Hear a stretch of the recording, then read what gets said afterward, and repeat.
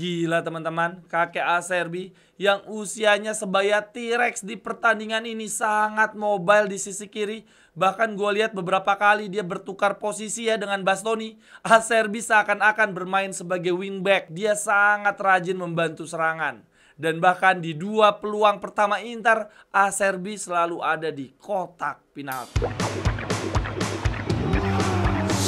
Jerewetan ceking kita, nyerewetin apa aja. Teman-teman, yang sedang kalian saksikan saat ini adalah Cerewetin Inter. Apa kabar teman-teman semua? Semoga dalam keadaan sehat. Gile, suara gua habis banget. Gimana nggak habis? Di kantor kerjaannya presentasi, negosiasi ya, cuap-cuap terus. Sampai rumah bikin konten cuap-cuap lagi. Terus jam 9 kemarin ada live ya, preview pertandingan lawan Feyenoord, cuap-cuap lagi. Dan jam 12-nya live pertandingan Liga Champion. Suara makin habis dalam tempo waktu 1 hari aja. Akan tetapi gak apa-apa, gua ikhlas lahir batin karena tim kesayangan kita, sang juara Italia, baru saja mengajarkan ke sang tetangga bagaimana cara menundukkan Feyenoord di kandang lawan. Sekaligus 1 minggu sebelumnya kita juga baru saja mengajarkan ke mereka ya bagaimana cara mengalahkan Lazio di San Siro. Di babak 16 besar Liga Champion leg pertama kita bermain di markas Feyenoord ya. Nama stadionnya adalah The Kuip. Itu pas gua tonton kemarin teman-teman, kok angle-nya kayak agak aneh ya, kameranya kayak terlalu dekat ke lapangan. Teman-teman ngerasa gitu juga nggak? Di pertandingan tersebut, Inzaghi menurunkan starting 11 yang sedikit berbeda dengan prediksi media, yaitu di posisi center back kanan, Pavard bermain sebagai starter ya. Sebelumnya beberapa media mengatakan bahwa Jan Bisek akan bermain sejak menit pertama. Begitu juga dari sisi Feyenoord teman-teman, ada perbedaan sedikit dari prediksi media. Robby van Persie di luar dugaan menurunkan Paxio sebagai gelandang. Lalu kemudian posisi naturalnya Paxio yaitu sayap kiri diisi oleh Osman. Hal ini disampaikan juga oleh Inzaghi di sesi konferensi pers pasca pertandingan. Saat itu Inzaghi mengatakan bahwa Feyenoord di luar dugaan menurunkan 4 striker sekaligus, sehingga Inter butuh melakukan beberapa adaptasi. Gua sejujurnya nggak kaget dengan pendekatan permainan yang dilakukan oleh Feyenoord. Ya wajar aja ya, mereka tim Belanda pasti bermain menyerang. Terlebih pelatih mereka Robby van Persie juga dulu sebagai pemain berposisi sebagai striker. Jadi gue udah kebayang bahwa Feyenoord akan bermain sangat menyerang. Namun yang bikin gue kaget adalah permainan Feyenoord kemarin terbilang sangat rapi. Sedangkan dari sisi Inter di 30 menit awal lebih banyak bertahan menunggu kesempatan untuk melakukan serangan balik. Dan jeleknya Inter di awal-awal babak pertama setiap kali membangun serangan sering banget salah umpan. Di babak pertama pertandingan baru berjalan 2,5 menit bahkan Feyenoord langsung menyerang ya. Osman aksi individu di sayap kiri dibayangi oleh 2 pemain Inter sekaligus, ada Aslani dan Dumfries, tetapi dia masih bisa bikin shot. Namun masih mampu ditepis oleh Joseph Martinez, hanya menghasilkan sepak pojok bagi Feyenoord. Lalu 9 menit kemudian Paxio menusuk ke jantung pertahanan Inter, memberikan bola terobosan kepada Osman di sisi kiri. Joseph Martinez keluar sarang mencoba mempersempit sudut tembak. Shoot dari Osman masih mampu diantisipasi, lagi-lagi hanya menghasilkan corner bagi Feyenoord. Lalu di menit 21 lagi-lagi Osman, wah ini gokil banget Osman, menusuk di sisi kiri, cutting inside, shoot dengan kaki kanan, tetapi masih bisa ditangkap dengan mudah oleh Joseph Martinez. Strategi Van Persie dengan menarik Paxio menjadi gelandang lalu menempatkan Osman ya di sayap kiri benar-benar berhasil. Di pertandingan ini, baik babak pertama maupun babak kedua, sisi kiri Feyenoord melalui kombinasi antara Paxio dan Osman sangat hidup, mengobrak-abrik sisi kanan kita yang dihuni oleh Dumfries dan Pavard. Dari sisi Inter teman-teman, di babak pertama baru mendapatkan peluang pertamanya. Shot on goal pertama Inter baru ada di menit 34 dan itu pun tidak terlalu berbahaya. Berawal dari crossing Barella ke kotak penalti, coba disundul oleh Thuram tetapi tidak kena. Nah di situ di luar dugaan ada kakek Acerbi di dalam kotak penalti teman-teman. Dia coba shoot ya, tendangan volley tetapi terlalu lemah. Nah setelah peluang tersebut teman-teman, ya lebih tepatnya di menit 30-an lah, sampai dengan akhir pertandingan giliran Inter yang mengepung memberikan serangan serangan bertubi-tubi ke pertahanan Feyenoord. Berikutnya di menit 37 Inter kembali membangun serangan. Kali ini Aslani yang menginisiasi. Sebelumnya dia terlihat menghadap ke arah kiri, seakan-akan mau kasih umpan ya ke sisi kiri yang ada Acerbi dan Bastoni. Tapi kemudian Aslani justru berbalik arah, dia mengirimkan umpan lambung ke sisi kanan ke arah Dumfries teman-teman. Dumfries mencoba menyisir sisi kanan, tapi kemudian dia berhenti, back pass ke arah Barella. Dan Barella tanpa kontrol bola, tanpa lihat-lihat dulu ya, langsung saja first time crossing ke kotak penalti dan diselesaikan dengan indah oleh Marcus Thuram. Gol, Inter unggul 0-1. Yang menarik teman-teman, di momen gol Thuram ini kejadiannya kurang lebih sama persis dengan kejadian sebelumnya ketika Acerbi menghasilkan peluang pertama bagi Inter. Saat itu ada Barella di sisi kanan memberikan crossing ke kotak penalti. Nah, di momen pertama saat itu Marcus Thuram gagal menyelesaikan bola ya, dia nyundul nggak kena. Tetapi kemudian di dekat situ ada Acerbi yang menyelesaikan umpan crossing dari Barella. Nah, untuk di momen gol ini lagi-lagi ada crossing Barella ke kotak penalti, tetapi yang membedakan diselesaikan dengan baik oleh Thuram. Nah, di dekat Thuram lagi dan lagi ada Acerbi yang sudah siap sedia ya apabila Thuram tidak mampu menyelesaikan umpan tersebut. Gila teman-teman, kakek Acerbi yang usianya sebaya T-Rex di pertandingan ini sangat mobile di sisi kiri. Bahkan gue lihat beberapa kali dia bertukar posisi ya dengan Bastoni. Acerbi seakan-akan bermain sebagai wingback. Dia sangat rajin membantu serangan. Dan bahkan di dua peluang pertama Inter, Acerbi selalu ada di kotak penalti. Yang menarik, setelah Thuram mencetak gol ya, dia selebrasi lalu kemudian berlari ke arah bench. Dia pelukan dengan Arnautovic dan Taremi. Ini penyerang-penyerang kita yang sedang dalam kuasa kegelapan ya teman-teman. Ketiga penyerang kita ini lagi sulit banget mencetak gol.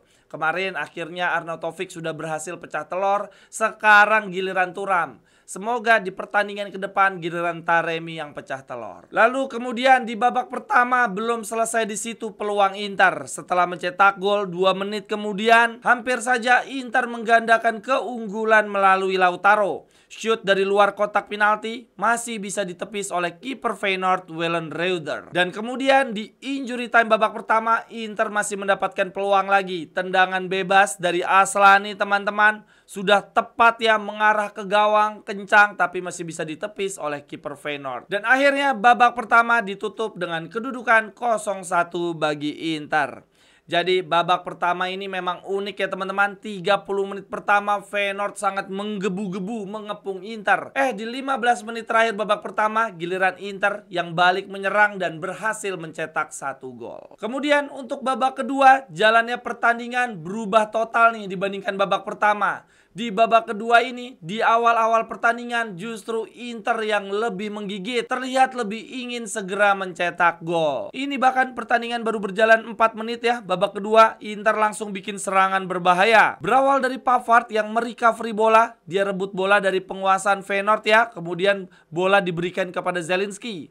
Zielinski dengan cepat memberikan bola kepada Lautaro. Kemudian Lautaro memberikan bola kepada Bastoni di sisi kiri. Bastoni giring bola layaknya world class wingback kiri teman-teman. Ini gue pikir tadinya dia mau langsung crossing. Ternyata Bastoni lebih memilih masuk ke kotak penalti. Berikan bola pendek kepada Zielinski. Shoot kencang tetapi masih bisa diblok oleh pemain Feyenoord. Bola muntah kembali didapatkan oleh Zielinski. Untuk yang kali ini Zielinski sangat tenang, dia tidak tergesa-gesa langsung menembak. Zielinski lebih memilih memberikan bola kepada Lautaro dan Lautaro tidak menyia-nyiakan kesempatan. Shoot kencang merobek gawang Feyenoord. Inter unggul 0-2 di awal babak kedua. Setelah gol tersebut Feyenoord tidak patah arang, mereka langsung bereaksi. 4 menit kemudian hampir saja mereka memperkecil kedudukan. Mereka menyerang melalui sisi kiri. Kali ini Pavard kalah duel, dia terjatuh. Osman langsung dribble saja menusuk ke kotak penalti. Crossing ke arah dalam kotak penalti disontek saja oleh pemain Feyenoord namanya Moder. Tetapi bolanya masih melambung mengenai tiang gawang. Gila sih teman-teman, ini Osman memang sangat berbahaya ya di sisi kiri. Mengoyak-ngoyak pertahanan Inter. Tetapi untungnya di babak kedua dia kena kartu kuning yang menyebabkan Osman harus absen di leg kedua. Kita sangat beruntung. Kemudian teman-teman, Inter hampir saja menambah keunggulan nih di 15 menit awal babak kedua ya. Tepat di menit 60. Marcus Thuram menunjukkan skill individunya ya. Skill yang sangat dibutuhkan oleh Inter. Meliuk-liuk memasuki kotak penalti. Kemudian dijatuhkan oleh Michel. Wasit cek VAR dan menunjuk titik putih. Itu di layar kaca terlihat Inzaghi memberikan gestur 7 ya. Gue pikir dia lagi ngejek anak-anak tetangga ya. 7 UCL, 7 UCL.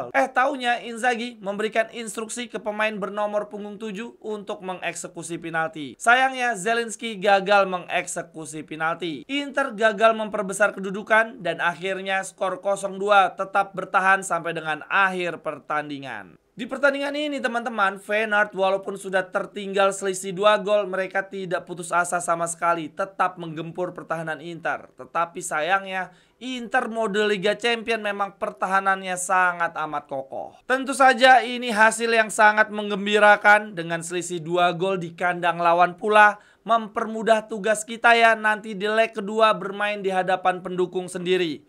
Inter cukup bermain seri saja, bahkan kalah selisih 1 gol pun kita masih bisa lolos ke babak perempat final. Gua sih sejujurnya berharap di leg kedua Inzaghi menurunkan banyak pemain rotasi ya, supaya pemain-pemain pilar kita bisa bugar di partai berikutnya lagi. Ada Atalanta yang sudah menunggu. Kalau menurut teman-teman gimana? Apakah di leg kedua nanti lebih baik kita menurunkan pemain rotasi supaya bugar di partai berikutnya lawan Atalanta, atau tetap serius menurunkan pemain-pemain utama kita? Kemudian lanjut yang berikutnya, catatan menarik dari pertandingan Feyenoord melawan Inter. Tetapi sebelumnya gue ingin mengajak teman-teman semua untuk mendukung channel ini ya, untuk mendukung Ceking Kita Naik Kelas, supaya bisa menghasilkan konten-konten yang lebih berkualitas lagi. Silakan teman-teman sampaikan dukungannya melalui Saweria. Bisa sekalian komentar, bertanya, kritik, saran, apapun. Nanti akan gue bacain, akan gue tanggapi di setiap konten-konten Cerewetin Inter berikutnya. Terima kasih banyak teman-teman. Langsung saja catatan menarik yang pertama gue berikan kepada Bastoni. Wah gila, salut banget, salut banget, salut banget. Dia bermain sebagai wingback, itu adalah posisi darurat, bukan posisi natural dia. Tetapi Bastoni tidak terlihat seperti newbie. Ketika Inzaghi memasang Bastoni sebagai center back tengah mengisi posisi Acerbi dan De Vrij, tidak masalah bagi Bastoni. Dia bisa tetap ngantongin striker lawan. Lalu kemudian ketika Bastoni bermain di posisi asli dia sebagai center back kiri, dia bisa bermain seimbang dalam menyerang dan bertahan. Di lini pertahanan sangat solid, tetapi di satu sisi dia sangat aktif membantu serangan, terlebih lewat crossing-crossingnya. Dan di pertandingan kemarin lawan Feyenoord, Bastoni diberi tugas baru lagi sebagai wingback kiri. Dan Bastoni tampil layaknya world class wingback ya. Dia sangat aktif maju ke depan, dribble, memberikan crossing, bahkan menusuk ke kotak penalti. Nah, momen menariknya adalah Bastoni mengakhiri pertandingan dengan ban kapten di lengan dia. Lalu kemudian catatan gue yang kedua, gue berikan kepada Joseph Martinez yang lagi-lagi menunjukkan bahwa dia adalah kiper yang bisa membuat kita semua merasa nyaman ya. Keberadaan dia di bawah Mistar seakan-akan adalah jaminan gawang kita tetap rawan. Ini bahkan teman-teman, semenjak Jan Sommer cedera, kemudian Joseph Martinez bermain sebagai kiper utama, dia selalu mendapatkan rating yang bagus-bagus nih, selalu mendapatkan nilai 8 ya di pertandingan lawan Udinese, Genoa, Lazio, kemudian Feyenoord. Cuma ada satu pertandingan Joseph Martinez tidak mendapatkan nilai 8, yaitu ketika melawan Napoli, nilainya 7,5. Namun teman-teman, entah kenapa di pertandingan lawan Feyenoord ini build up-nya Joseph Martinez kacau balau. Dia jelek banget passing-passingnya, dan bahkan ada satu momen sepakan dia mengenai pemain Feyenoord. Untung saja bolanya tidak terpantul masuk ke gawang. Ini sepertinya perkara jam terbang. Di pertandingan kemarin adalah debut Joseph Martinez di Liga Champions. Mungkin dia sedikit gugup. Lalu kemudian catatan gua yang ketiga gua berikan kepada Zielinski yang gagal penalti. Aduh, Zielinski. Padahal ini adalah kesempatan emas dia untuk meningkatkan moral ya, membuat dia lebih bersemangat lagi.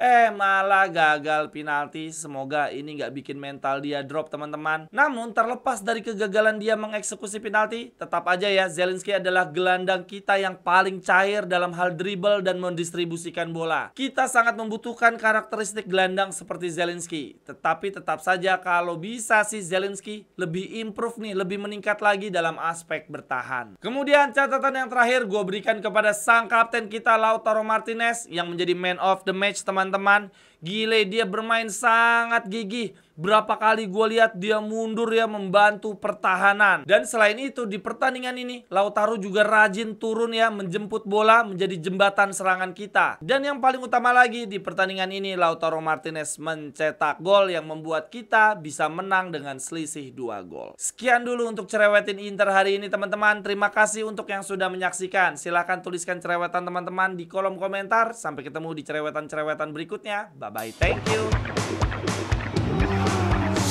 Cerewetan ceking kita, nyerewetin apa aja.